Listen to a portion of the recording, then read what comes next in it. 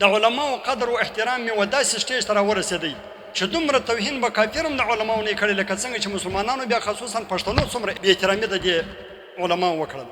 یعنې د پاکستان چې کوم مسلمانان دي دغه چې د خپلو علماو څومره بې احترامي کوي تقریبا چا نه ده کړې، تقریبا کافر دونه نه ده کړې لکه څنګه چې د مسلمانان د خپلو علماو څومره بې قدري او څومره توهین او څومره استخفاف څومره سپکوالی کوي.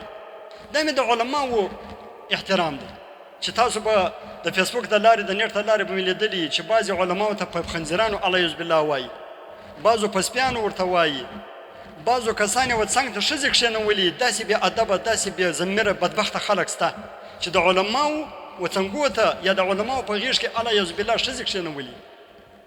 دا د علماو احترام دی، دا د علماو عزت دی. او قسم پوسټونه پسې کوي، غلط پوسټونه پسې کوي په علماو پسې. عالم خو ظالمه په تا مور خور پېژندلی ده، عالم خو په تا باندې ښځه و لور پېژندلی ده، عالم خو په تا باندې د مسلمانانو په باره کې حقوق پېژندلی دي، عالم خو تا ته د خپلې غاړې شنې کړي دي. نو آیا د عالم عزت دغه پاتې سولو چې ته بې عزتي وکړې؟ ته یا په خرب ورته وایې یا په خنزیر ورته وایې یا په سپي ورته وایې الیاذ بالله، یا په دې پوسټو کې الیاذ بالله خر جن جوړ کړې یا سپی جن جوړ کړې یا خنزیر جن جوړ کړې.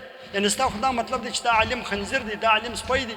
نو ستا و د جهنم په مابین کې چیش پاتې سول او ستا و د اسلام په مابین کې چیش پاتې سول؟